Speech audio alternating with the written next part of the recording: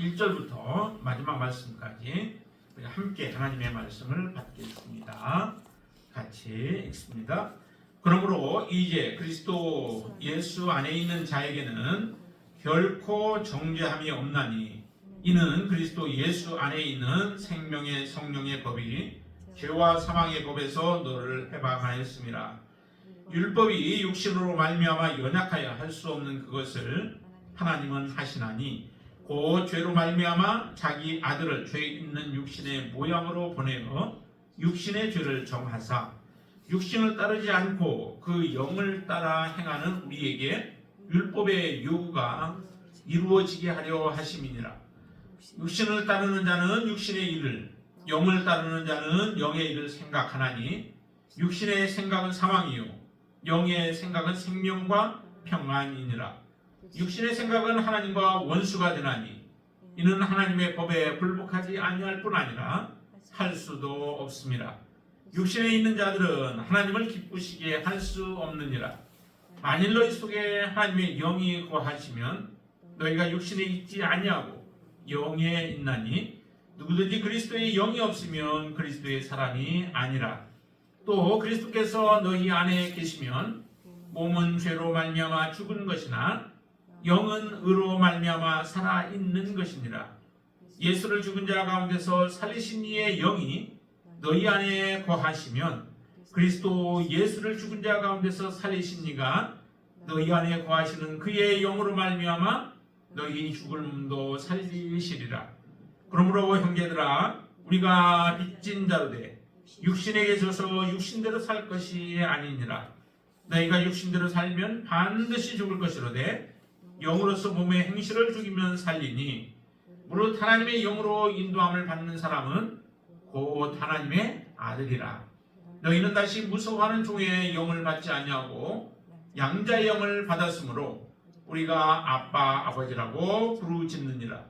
성령이 친히 우리의 영과 더불어 우리가 하나님의 자녀인 것을 증언하시나니 자녀이면 또한 상속자 곧 하나님의 상속자요 그리스도와 함께한 상속자니 우리가 그와 함께 영광을 받기 위하여 고난도 함께 받아야 할 것이니라. 생각하건대 현재의 고난은 장차 우리에게 나타날 영광과 비교할 수 없도다. 피조물이 호대하는 바는 하나님의 아들들이 나타나는 것이니 피조물이 허무한 데 굴복하는 것은 자기 뜻이 아니요 오직 굴복하게 하시는 이로 말미암음이라. 그 바라는 것은 피조물도 썩어짐의 종노릇한 데서 해방되어 하나님의 자녀들의 영광의 자유에 이르는 것입니다. 피조물이 다 이제까지 함께 탄식하며 함께 고통을 겪고 있는 것을 우리가 아느니라. 그뿐 아니라 또한 우리 곧 성령의 처음 익은 열매를 받은 우리까지도 속으로 탄식하여 양자될 것 곧 우리 몸의 속량을 기다리느니라.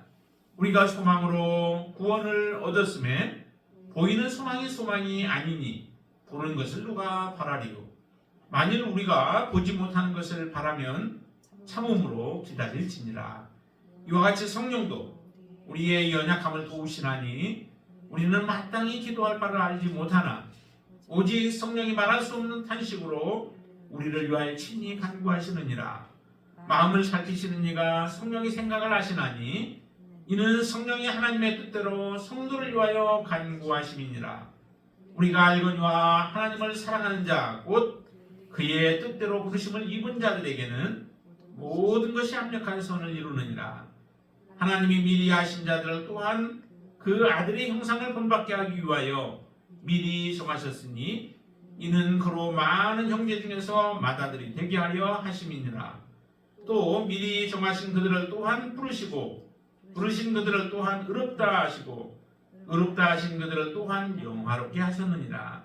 그런즉 이 일에 대하여 우리가 무슨 말하리요? 만일 하나님이 우리를 위하시면 누가 우리를 대적하리요? 자기 아들을 아끼지 아니하시고 우리 모든 사람을 위하여 내어주시니가 어찌 그 아들과 함께 모든 것을 우리에게 주시지 아니하겠느냐? 누가 능히 하나님께서 택하신 자들을 고발하리요? 의롭다 하신 이는 하나님이시니 누가 정죄하리요? 죽으실 뿐 아니라 다시 살아나신 이는 그리스도 예수시니 그는 하나님 우편에 계신 자요 우리를 위하여 간구하시는 자십니다. 누가 우리를 그리스도의 사랑에서 끊으리요? 환난이나 곤고나 박해나 기근이나 적신이나 위험이나 칼이랴. 기록된 바 우리가 종일 주를 위하여 죽임을 당하게 되며 도살당할 양같이 여김을 받았나이다 함과 같으니라. 그러나 이 모든 일에 우리를 사랑하시는 이로 말미암아 우리가 넉넉히 이기느니라. 내가 확신하노니 사망이나 생명이나 천사들이나 권세자들이나 현재일이나 장래일이나 능력이나 높음이나 기쁨이나 다른 어떤 피조물이라도 우리 주 그리스도 예수 안에 있는 하나님의 사랑에서 끊을 수 없으리라. 아멘. 여러분들 아멘이시죠? 우리가 참으로 죄 가운데서 고통당하고 죄 가운데서 우리가 살아가는 가운데서 하나님의 율법을 행하기가 참으로 힘들었죠. 고통스러웠죠. 또 이룰 수도 없었던 우리들에게 하나님은 율법을 온전히 성취할 수 있는 그 길들을 하나님 편에서 우리에게 허락하셨습니다.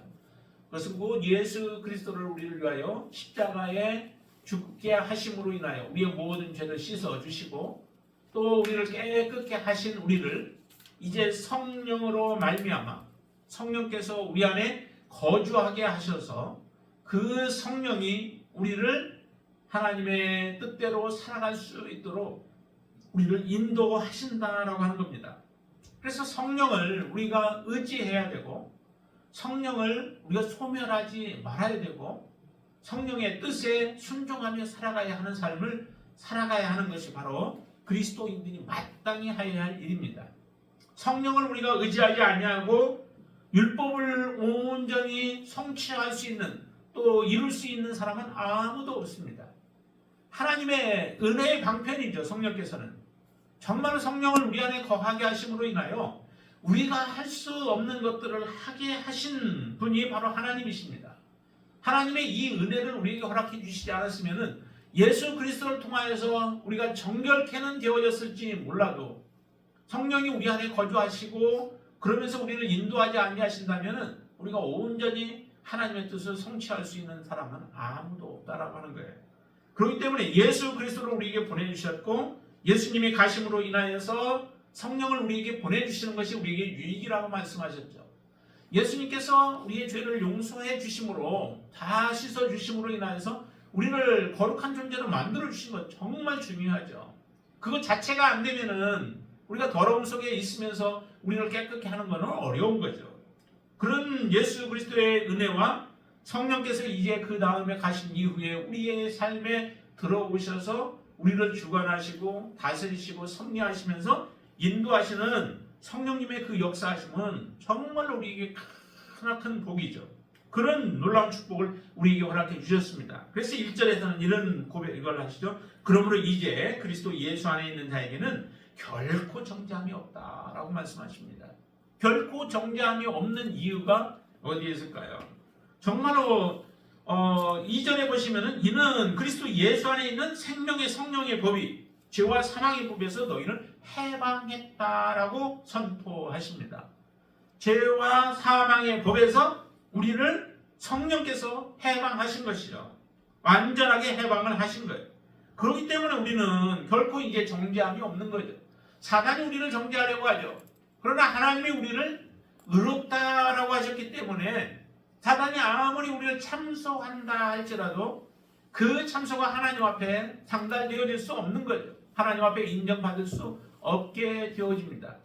그래서 우리 안에는 바로 성령이 항상 거주하는 삶이 되어야 하고 성령의 인도함을 따라서 우리는 살아가야만 합니다. 그리고 성령께서 우리를 항상 도우시죠. 도우심으로 인하여서 우리가 육신에 거하며 육신에 지지 않고 살아갈 수 있도록 우리를 인도해 주시기 때문에 우리는 결코 정죄함이 없는 삶을 살아갈 수 있는 존재로 하나님이 우리를 그렇게 만들어 주셨습니다. 이 하나님의 은혜를 우리가 생각하면 이제 우리는 하나님 앞에 어떻게 살아가야 할지를 알게 되어지죠. 이전에 죄 가운데 살아갈 때는 방법이 없었습니다. 발버둥을 치어도 그 발버둥을 친다고 해결되어질 수 있는 것들이 아니었죠. 어느 방향, 사방팔방을 다 돌아봐도 우리를 지켜줄 수 있고 우리로 하여금 율법을 온전히 지켜낼 수 있는 길들이 보이지는 않았습니다. 그렇지만은 성령께서 우리 안에 오심으로 인하여서 이제 그 온전한 길, 밝은 길을 발의 등과 같이 하나님께서는 우리에게 그 길들을 열어주셨습니다. 자, 우리 4절 한번 같이 읽어볼까요? 4절. 육신을 따르지 않고 그 영을 행하는 우리에게 율법의 요구가 이루어지게 하려 하시니라 라고 말씀합니다. 성령을 따라서 그 영을 따라서 우리가 살아가게 되어지면 율법의 요구가 그대로 이루어진다는 거예요. 아무리 노력으로 내 힘을 능력으로 해보려고 해도 되지 않았던 부분들이 성령을 따라서 우리가 행하게 되어지면, 따라가게 되어지면 율법의 요구는 자동적으로 이루어지게 되어진다는 겁니다. 그래서 율법을 우리가 율법을 행하려고 열심히 해봤자 그것은 결과는 좋은 결과가 나타나지 않게 되어졌죠. 그래서 율법주의자들에 대해서 계속 책망했던 거예요. 율법을 지켜서 의로워지려고 했던 사람들 결과는 처참하게 패배하고 말았던 것입니다. 그러나 성령께서 우리 안에 들어오심으로 인하여서 그 성령의 인도함을 따라 살아가게 되어질 때 율법은 정말 이게 무거운 것이 아니라 힘든 것이 아니라 그냥 우리의 삶 안에서 성취되어지고 이루어지게 되어졌다라고 하는 것을 우리에게 잘 말씀을 해줍니다. 자, 그래서 우리가 해야 할 일이 바로 이제 더 이상 죄의 종으로서 살아가는 삶을 마감하고 우리는 어떻게 살아가야 하는가라고 하는 것을 잘 말씀해 주시는데 바로 성령을 따라서 성령의 인도함을 따라서 우리가 살아가라라고 하는 거죠. 갈라디아서에서도 사도 바울이 또 그렇게 말씀도 하죠. 우리가 해야 할 일은 뭐예요? 성령의 열매를 맺는 삶 아니겠습니까? 성령의 열매를 맺는데 바로 하나님께서 기뻐하시는 그 성령의 열매들을 맺어가도록 요구하고 있고 또 그렇게 말씀하십니다. 자, 거기에 14절 말씀도 한번 보실까요? 같이 한번 읽어보시겠습니다. 무릇 하나님의 영으로 인도함을 받는 사람은 곧 하나님의 아들이라 라고 말씀하십니다. 그래서 이 8장에서 중요한 것이 뭐냐면 첫 번째는 육신을 따라 살지 말라라고 하는 거예요. 육신을 따라 살아간 삶의 결과는 곧 그것은 죽음이다라고 하는 거죠. 6절에 말씀합니다. 육신의 생각은 사망이요. 그 다음에 영의 생각은 생명과 평안이라. 5절 육신을 따르는 자는 육신의 일을, 영을 따르는 자는 영의 일을 생각하나니. 그런데 육신을 따르는 자 그리고 육신의 일을 생각하는 자들은 결과적으로 마지막에는 사망이라는 겁니다. 그게 어떤 모습으로 포장되어 있든지 아름다운 모습으로 또 정말 좋은 것처럼 포장이 되었다 할지라도 육신의 생각, 육신의 일, 그 모든 것들은 다 사망에 해당되어진다라고 그렇게 말씀하십니다. 반면에 영의 생각은 생명과 평안이다라고 말씀해요. 내가 생각하는 것들이 무엇인가? 내 안에 성령이 거하시면 우리는 자동적으로 영의 생각을 하게 되어지죠. 내 안에 성령이 거하지 아니하시면 우리는 영의 생각을 할 수 없습니다. 영을 우리가 쫓아서 살아갈 수도 없는 것이죠. 그래서 내 안에 변화가 일어나려면 반드시 내 안에 성령이 내주하고 계셔야 우리는 변화의 삶을 살아갈 수 있게 되어집니다. 억지로 내가 성령의 사람인 것처럼 살아갈 사람들이 있을 수 있어요. 내가 구원받은 자인 것처럼 그렇게 살아가는 사람들이 있기도 하죠. 그래서 다른 사람들이 볼 때는 괜찮은 사람 같고 또 믿음이 있는 사람 같고 성령이 충만한 사람 것처럼 보여질 수는 있으나 그러나 성령이 있는 사람과 없는 사람은 확연히 다르게 되어 있습니다. 열매가 없게 되어지죠. 하나님의 성령이 있는 사람은 자동적으로 열매를 맺게 하시되 율법의 모든 요구들도 이루어지도록 하나님은 그렇게 역사하시는 겁니다. 이렇게 말씀하십니다. 육신의 생각은 하나님과 원수가 되어져서 법에 굴복도 못한대요. 그리고 그렇게 굴복할 수도 없다라고 하는 거죠. 법을 지키려고 해봐도 할 수 없는 것. 그게 바로 육신의 사람이에요. 성령이 없는 사람은 아무리 하려고 해도 할 수 없다라고 하는 거죠. 제일 먼저 우리가 할 수 있는 것은 그래서 하나님 앞에 우리의 죄들을 회개하고 고백하여서 예수 그리스도 앞에 나오는 것이죠. 예수 그리스도를 우리의 주님과 구세주로 영접하고 모셔드려야 이제 새 출발이 시작되어지는 거예요. 새로운 피조물이 되어져서 하나님의 뜻을 이루고 하나님의 기뻐하는 일들을 행할 수 있는 사람이 되어지는 것입니다. 여러분들의 삶은 바로 이 성령 안에 거하심으로 인하여서 하나님이 기뻐하는 일들을 생각하고 그 기뻐하는 일들을 위하여서 여러분들이 행동하고 또 하나님 앞에 신실한 모습으로 서서 주님을 섬기는 여러분들의 삶이 되시길 바랍니다. 이제 더 이상 육신을 따라 살아가는 삶을 여러분들이 중단하시고 오직 하나님의 인도하심을 따라 살게 되시길 바랍니다. 자, 두 번째, 이제 첫 번째는 육신을 따라 살아가지 말라라고 하는 것이요. 두 번째는 뭐냐면 바로 같은 말이죠. 성령의 인도함을 받으라라고 하는 거예요. 성령의 인도함. 그거는 내 안에 성령이 없이는 인도함을 받을 수 없게 되어지죠. 반드시 성령의 인도함을 받기 위해서는 성령이 내 안에 계셔야만 합니다. 아까 14절 말씀에서 하나님의 영으로 인도함을 받는 사람 이렇게 표현하고 있죠. 하나님의 영으로 인도함을 받는 사람, 그 사람이 누구예요? 그 사람이 바로 진정한 그리스도인이죠. 하나님의 아들이에요. 다른 말로 표현할 때는 하나님의 아들이라고 하고 그 사람이 진정 그리스도인입니다. 하나님을 주인으로 삼고 살아가는 그 사람이죠. 이 사람에게 주어지는 특권은 하나님을 아빠, 아버지라 부를 수 있는 특권도 그래서 주어져요. 성령이 내 안에 거주하심으로 인하여 이루어지는 일들이죠. 이 모든 일들이 성령께서 내 안에 계심으로 인하여 하나님을 아빠, 아버지라 부를 수 있고 하나님은 우리를 하나님의 자녀라고 그렇게 인정해 주시고 우리는 하나님의 뜻 가운데서 살아감으로 인하여서 하나님의 자녀인 것을 우리 스스로 증거하고 또 우리 안에 거하시는 성령께서 우리를 그렇게 인정해 주시는 것입니다. 이처럼 그래서 성령의 인도함을 받으며 살아가는 삶이 되어야 합니다. 자, 그리고 또 하나 이제 세 번째의 경우는 뭐냐면은 고난 중에 하늘의 영광, 그 영광의 소망을 갖고 인내하라라고 하는 거예요. 17절 말씀을 우리 같이 한번 읽겠습니다. 17절. 자녀이면 또한 상속자, 곧 하나님의 상속자요 그리스도와 함께한 상속자니 우리가 그와 함께 영광을 받기 위하여 고난도 함께 받아야 할 것이니라. 고난에 대한 말씀을 하시죠. 지금 새로운 피조물들이 되어졌고 새로운 피조물로 성령이 그 안에 거하심으로 인하여서 율법의 요구를 온전히 이루며 살아가는 사람들인데 그 사람들에게 무엇이 함께 있다라고 말씀하시냐면은 바로 고난도 함께 있다라고 하는 것이죠. 하나님 왜 우리에게 고난을 허락하였을까요? 하나님께서 우리에게 고난을 주신 이유가 무엇일까요? 고난을 주신 이유는 실은 육신을 따라 살아가지 않도록 하기 위함이에요. 고난이 없는 인생은 대부분의 경우 육신을 따라 살아가는 삶을 살게 되어져요. 젊은 나이에 만약에 여러분들이 권세도 주어지고 물질도 주어지고 모든 부도 다 주어진다면 여러분들은 어떤 길을 선택할까요? 대부분은 정말로 하나님 앞에 모든 것들을 내려놓고 믿음으로 살아가는 그 길보다 세상 가운데서 우리가 많은 것을 누리면서 세상과 친화적인 관계를 누리며 세상의 것을 우리가 누리면서 살아가는 그 길들을 선택하게 되어질 거예요.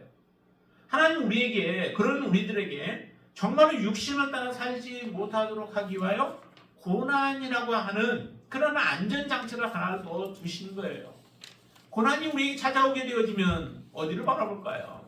땅을 바라보고 살아가는 사람들이 하늘을 바라보게 되어있죠. 소망을 가지게 되어요. 어떤 소망일까요? 이 고난에서 빨리 벗어나기를 원하는 소망을 갖게 되어지죠. 풍성하면 할수록 그 안에 우리는 매몰되어져 가는데 오히려 고난 속에 있을 때에는 정말 그 고난에서 어떻게 해서든 벗어나기 위하여 손을 벌리게 되어지고 누군가의 도움을 구하게 되어지는 일들이 생겨지죠. 특별히 이제 그리스도인들에게 고난이 찾아오게 되어지면 어떤 일이 생길까요? 정말 하나님 앞에 부르짖는 자들이 되어야 돼요. 진정 하나님의 자녀라면 하나님 앞에 부르짖게 되어야죠. 고난은 두 가지 일들을 행하게 되어지죠. 고난이 더 튕겨져 나아가게 만드는 일을 행하기도 해요. 하나님 앞에 믿음으로 교회를 나와서 좀 잘 신앙생활 해보려고 하는 그런 목적을 가지고 왔는데 아직 그리스도인이 아니에요. 이런 상태에서 하나님으로부터 이런 고난이 오게 되어지면 내가 교회에 나갔는데 이런 고난과 역경으로 인하여서 그 사람은 실족하게 되어지고 오히려 하나님까지도 등져버리고 세상을 향하여 나가버리는 이런 일들이 생겨지기도 한다는 거죠. 반면에 정말 하나님의 자녀이면 이 고난이 그 사람을 무릎 꿇게 만들고 하나님 앞에 부르짖게 만들고 울며 불며 하나님 앞에 나와 간구하고 기도하는 가운데 하나님을 만나는 귀한 통로가 되어지게 되어지죠. 하나님이 어떻게 역사하시고 하나님의 손길이 얼마나 풍성하게 나의 삶 가운데 있었는가라고 하는 것을 그는 깨닫게 되어지면서 하나님의 은혜를 찬양케 되어지는 이런 놀라운 일들이 생겨지게 되어지죠. 그리스도인들에게 이 고난이라고 하는 것도 그렇다라고 하는 거예요. 그렇기 때문에 오늘 거기 본문에서 이렇게 말씀하시죠. 우리는 자녀가 되어졌고 상속자가 되어졌고 그것도 하나님의 상속자가 되고 그리스도와 함께 상속을 받게 되어진다면 그 놀라운 축복을 받게 되어지는 사람에게 이런 고난도 함께 있어야 되지 않느냐라고 말씀하시는 거예요. 그러니까 고난이 더욱더 이런 상속자를 포기하게 만들지 아니하고 그 귀한 상속자가 되기 위해서는 고난도 무릅쓰고 가게 되어진다라고 하는 겁니다. 그러니까 얼마나 이게 참 축복이에요. 사도 바울에게 있어서의 그 가시가 있었죠. 참 가시는 얼마나 힘들었을까요? 나름대로 생각해봐도 사도 바울이 가시로 인하여서 많이 곤고하고 힘들었을 것 같아요. 처음에. 그래서 하나님 앞에 부르짖잖아요. 부르짖는 간절하게 하나님 앞에 부르짖었더니 하나님 내 은혜가 내게 족하다라고 하시는 말씀을 하시는 겁니다. 나는 너의 약한 것을 통하여서 너의 하나님의 강함을 드러내기도 하고 하는 그런 도구로 그 가시를 너에게 주었다라고 하시는 하나님의 메시지를 받고 나서 그 다음에 이제 그 가시에 대해서는 더 이상 거둬가시기를 위하여 기도하지 않게 되어지죠. 사도 바울에게만 이 가시가 있을까요? 모든 그리스도인들에게도 이와 같은 가시들이 나름대로의 그 가시는 다 다를 수 있습니다. 그렇지만 가시들이 있게 되어지죠. 믿음 생활을 잘한다고 해서 가시가 없는 게 아니죠. 믿음 생활 잘하는 사람들 보면은 그 믿음 생활을 열심히 하는 가운데서 고난이 올 때에 그들의 진정한 빛을 우리가 다시 보게 되어지죠. 고난 속에서도 감사가 잃지 않는 모습을 보면 정말 우리로 하여금 머리를 숙이게 만들고 더욱더 하나님의 은혜를 우리가 바라볼 수 있도록 하시는 그런 일들을 보면서 정말 이 고난은 우리에게도 필요하구나. 예수님인들 이 고난이 없었나? 예수님도 영광을 받으시기 위하여 그 고난의 길들을 걸어가셨어요. 그래서 십자가를 히브리서에 보면 십자가를 참으사 부끄러움을 개의치 아니하셨다는 거죠. 십자가가 얼마나 그 고통스러운 거예요. 그리고 그 마음에 많은 아픔들이 있겠어요. 그렇지만은 주님은 그 십자가의 길을 마다하지 않았습니다. 잠시 그 십자가를 거치고 나면 십자가를 지나고 나면 하나님께서 주실 그 영광을 주님은 바라보셨죠. 그렇기 때문에 그 십자가도 부끄러움도 개의치 아니하시고 그 길들을 걸어가시고 죄인들이 예수님께 어떻게 행했는지도 너무도 잘 알잖아요. 그렇지만 주님은 그 길에서 십자가에서 내려오지 아니하셨습니다. 그 모든 것들을 다 감당하셨죠. 우리도 주님과 함께 이 상속자가 되어진다면 하나님은 분명히 우리가 그 상속자라고 말씀하시는데 이 상속자가 되기 위하여 우리에게도 그런 고난들이 있다는 거예요. 근데 고난은 하나님 거둬가 주시고 나에게 영광만 주세요라고 한다면은 그건 그리스도인으로서 우리가 해야 할 기도가 아닌 것이죠. 우리에게 어떤 것이 앞에 놓여 있을지라도 그 놓여진 것들로 인하여서 우리가 불평하지 않냐고 그것도 하나님께서 나에게 선한 목적을 이루기 위한 하나님의 뜻이 있음을 알고 그것을 받아들일 수 있는 사람이 되어야 되죠. 그러니까 어떤 고난 속에서 그 고난 치유해달라고 우리가 기도할 수 있어요. 그건 해야죠. 그렇지만은 그 치유를 통하여서 또 고난을 통하여서 내가 하나님의 은혜를 깨닫고 하나님과 더 친밀해진 가운데서 하나님의 뜻에 의하여 그것을 거둬가시도록 우리가 그렇게 기도하는 거죠. 그게 바로 하나님의 자녀들이 해야 할 기도인 줄로 믿습니다.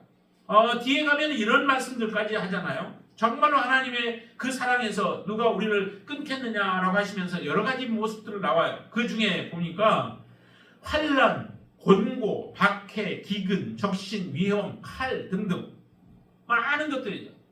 심지어는 이 세상에 어떤 피조물이라 할지라도 하나님의 그 사랑에서 우리를 끌을 수 있겠느냐라고 할 정도로 많은 고난과 역경들이 찾아온다 할지라도 하나 끝나고 나서 또 그 다음에 밀물처럼 다른 또 고난들이 겹쳐온다 할지라도 하나님은 동일한 목적이 아니죠. 하나 다음에 다른 것을 통해서 우리가 부족한 부분들을 더 이루어가게 하시고 또 하나님 앞에 온전한 모습으로 우리를 세우기 위하여 하나님이 허락하시는 것들이라면 하나님이 주시는 모든 것은 하나도 버릴 것이 없다라고 하는 자세를 가지고 하나님이 행하시는 모든 일에 우리가 신뢰를 하고 믿음으로 받아들이는 게 바로 그게 고난 중에 우리가 해야 할 일들이죠.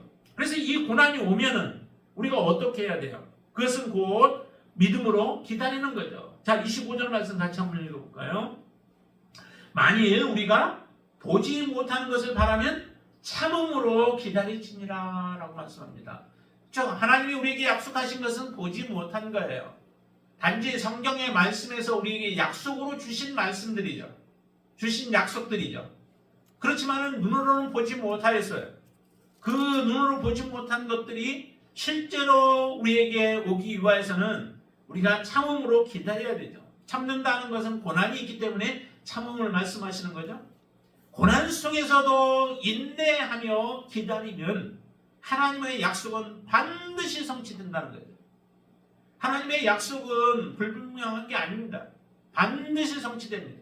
대신 하나님의 때에 하나님의 약속이 성취되어집니다. 우리의 때가 아니죠.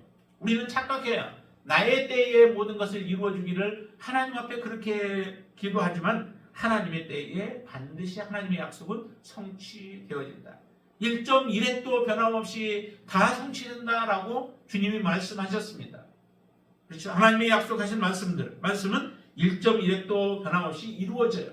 그러기에 우리가 말씀을 붙들어야 하는 이유도 거기에 있습니다.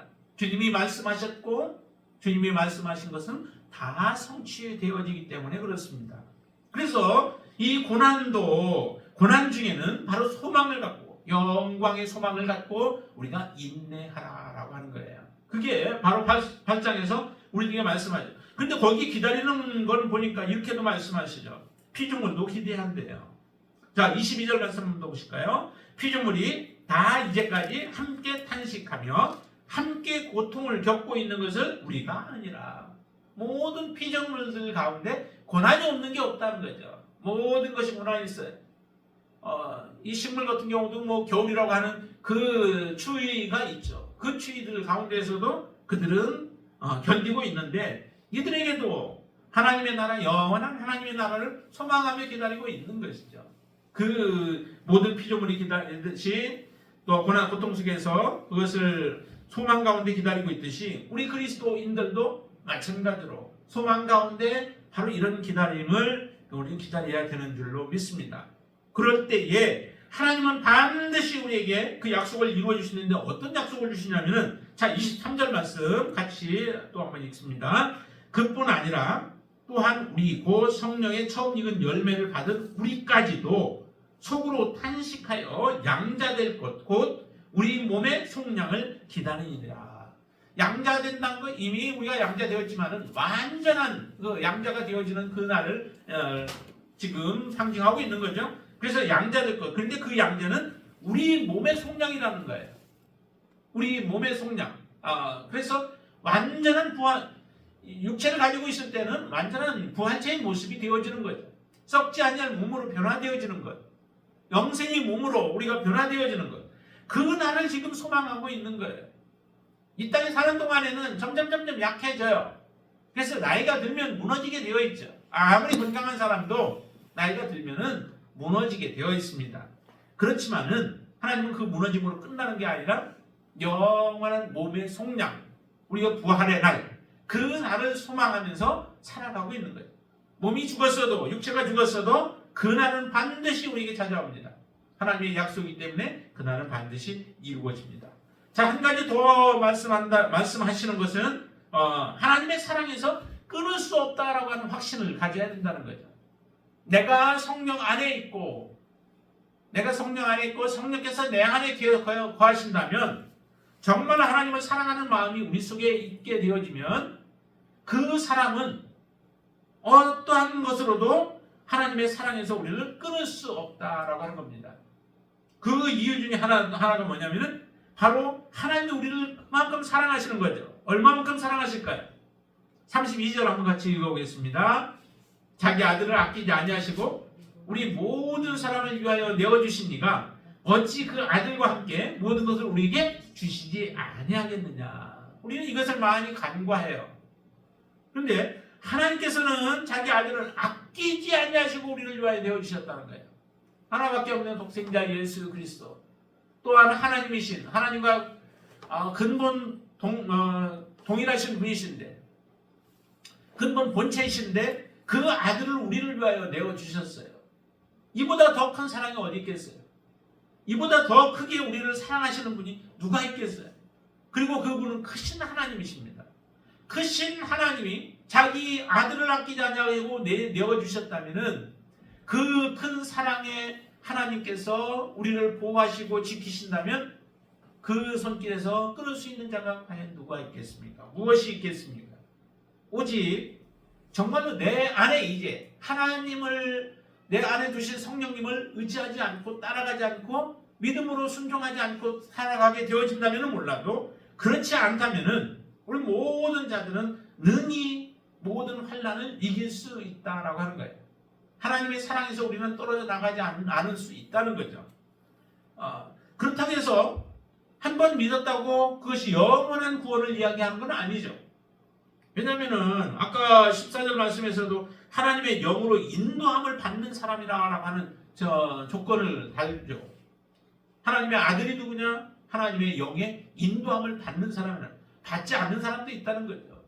우리가 성령의 온전한 뜻 가운데 살아가는 사람이 하나님의 은혜 가운데 거주하게 되어지고 또 이런 큰 사랑을 받으면서 믿음으로 살아감으로 인하여 결국 우리는 하나님의 사랑에서 끊이지 아니하고 하나님의 약속하신 것을 그대로 성취하고 이루어낸다는 겁니다. 그래서 거기에 많은 것들을 열거를 하시는 거예요. 우리 5절 말씀 같이 한번 더 읽어보시죠. 누가 우리를 그리스도의 사랑에서 끊으리요. 누가 우리를 그리스도의 사랑에서 끊으리요. 우리를 붙들고 있는 분이 사실은 두 분이에요. 보면은 26절 보실까요? 26절에 보면은 이와 같이 성령도 우리의 연약함을 도우시나니 우리는 마땅히 기도할 바를 알지 못하나 오직 성령이 말할 수 없는 탄식으로 우리를 위하여 친히 간구하시느니라. 성령께서 우리를 도우신다는 거죠.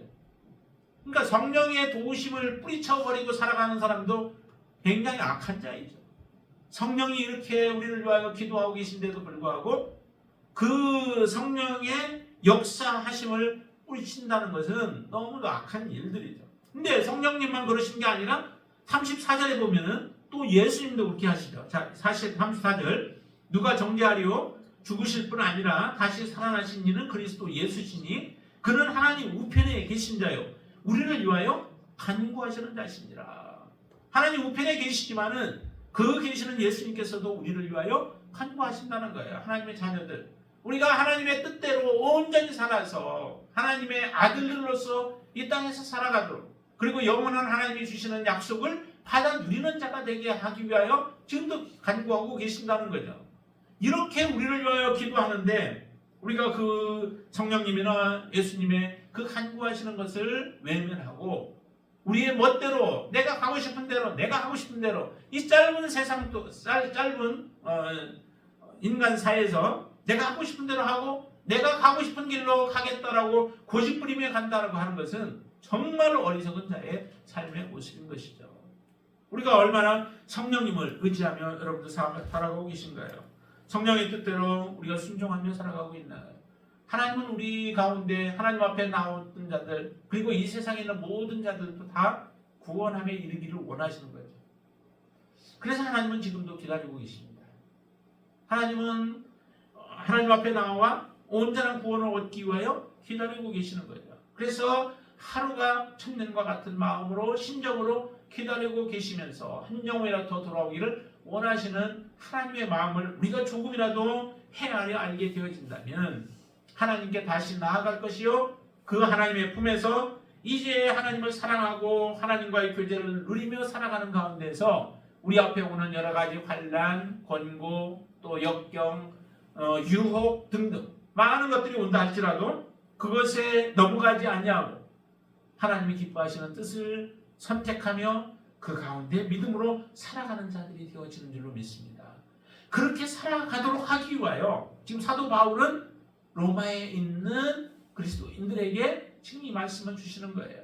이 말씀이 또 여러분들에게도 정말 다시 한번 큰 도전이 되어져서 오직 성령을 따라서 살아가는 삶, 더 이상 이제 죄의 종으로서 종에게 순종하고 살아가는 어리석음을 버리고 성령의 뜻대로 순종하며 믿음으로 살아가서 하나님이 원하시는 아름다운 열매를 맺어드리는 저와 여러분들이 되시기를 주님의 이름으로 축원을 드립니다.